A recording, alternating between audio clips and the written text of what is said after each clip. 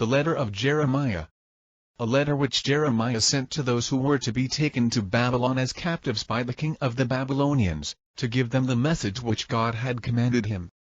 Because of the sins which you have committed before God, you will be taken to Babylon as captives by Nebuchadnezzar, king of the Babylonians.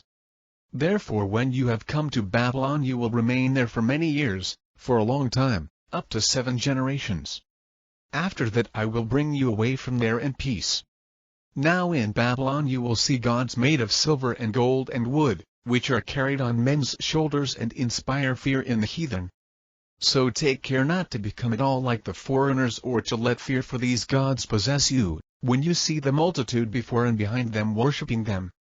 But say in your heart, it is thou, O Lord, whom we must worship. For my angel is with you, and he is watching your lives. Their tongues are smoothed by the craftsmen, and they themselves are overlaid with gold and silver. But they are false and cannot speak. People take gold and make crowns for the heads of their gods, as they would for a girl who loves ornaments. And sometimes the priests secretly take gold and silver from their gods and spend it upon themselves, and even give some of it to the harlots in the brothel. They deck their gods out with garments like men, these gods of silver and gold and wood. Their faces are wiped because of the dust from the temple, which is thick upon them. Like a local ruler the god holds a scepter, though unable to destroy anyone who offends it. It has a dagger in its right hand, and has an axe. But it cannot save itself from war and robbers. Therefore they evidently are not gods. So do not fear them. For just as one's dish is useless when it is broken, so are the gods of the heathen, when they have been set up in the temples. Their eyes are full of the dust raised by the feet of those who enter. And just as the gates are shut on every side upon a man who has offended a king, as though he were sentenced to death, so the priests make their temples secure with doors and locks and bars, in order that they may not be plundered by robbers. They light lamps, even more than they light for themselves, though their gods can see none of them. They are just like a beam of the temple, but men say their hearts have melted, when worms from the earth devour them and their robes. They do not notice when their faces have been blackened by the smoke of the temple. Bats, swallows, and birds light on their bodies and heads. And so do cats. From this you will know that they are not gods. So do not fear them. As for the gold which they wear for beauty, they will not shine unless someone wipes off the rust. For even when they were being cast, they had no feeling.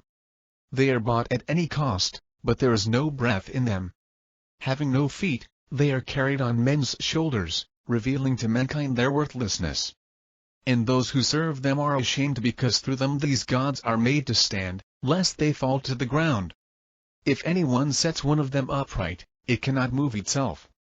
And if it is tipped over, it cannot straighten itself.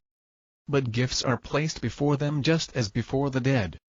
The priests sell the sacrifices that are offered to these gods and use the money. And likewise their wives preserve some with salt, but give none to the poor or helpless. Sacrifices to them may be touched by women in menstruation or at childbirth. Since you know by these things that they are not gods, do not fear them. For why should they be called gods? Women serve meals for gods of silver and gold and wood. And in their temples the priests sit with their clothes rent, their heads and beards shaved, and their heads uncovered. They howl and shout before their gods as some do at a funeral feast for a man who has died. The priests take some of the clothing of their gods to clothe their wives and children. Whether one does evil to them or good, they will not be able to repay it. They cannot set up a king or depose one. Likewise they are not able to give either wealth or money. If one makes a vow to them and does not keep it, they will not require it. They cannot save a man from death or rescue the weak from the strong. They cannot restore sight to a blind man. They cannot rescue a man who is in distress. They cannot take pity on a widow or do good to an orphan. These things that are made of wood and overlaid with gold and silver are like stones from the mountain, and those who serve them will be put to shame. Why then must anyone think that they are gods, or call them gods? Besides, even the Chaldeans themselves dishonor them. For when they see a dumb man, who cannot speak, They bring him and prayed Bel that the man may speak, as though Bel were able to understand. Yet they themselves cannot perceive this and abandon them, for they have no sense. And the women, with cords about them, sit along the passageways, burning brand for incense. And when one of them is led off by one of the passers-by and is lain with, she derides the woman next to her, because she was not as attractive as herself and her cord was not broken. Whatever is done for them is false. Why then must anyone think that they are gods, or call them gods? They are made by carpenters and goldsmiths. They can be nothing but what the craftsmen wish them to be. The men that make them will certainly not live very long themselves. How then can the things that are made by them be gods? They have left only lies and reproach for those who come after. For when war or calamity comes upon them, the priests consult together as to where they can hide themselves and the gods. How then can one fail to see that these are not gods, for they cannot save themselves from war or calamity? Since they are made of wood and overlaid with gold and silver, it will afterward be known that they are false. It will be manifest to all the nations and kings that they are not gods but the work of men's hands, and that there is no work of God in them. Who then can fail to know that they are not gods? For they cannot set up a king over a country or give reign to men. They cannot judge their own cause or deliver one who is wronged, for they have no power. They are like crows between heaven and earth.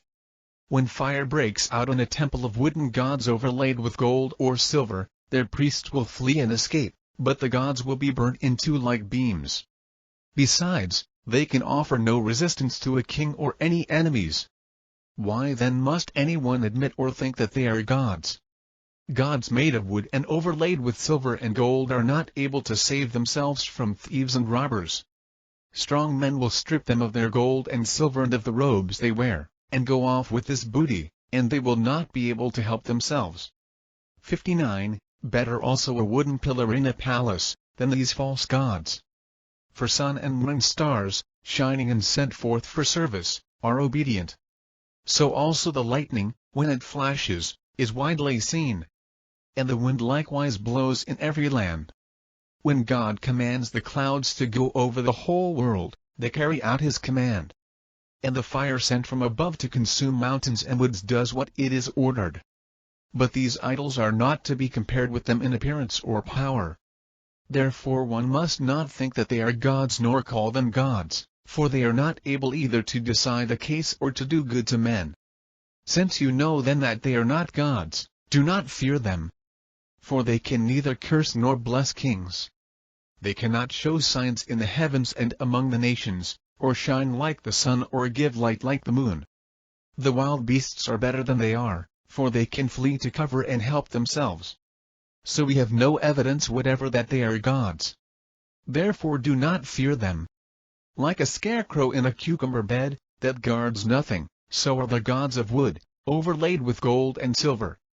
In the same way, they're gods of wood, overlaid with gold and silver, and like a thorn bush in a garden, on which every bird sits. Or like a dead body cast out in the darkness. By the purple and linen that run upon them you will know that they are not gods. And they will finally themselves be consumed, and be a reproach in the land.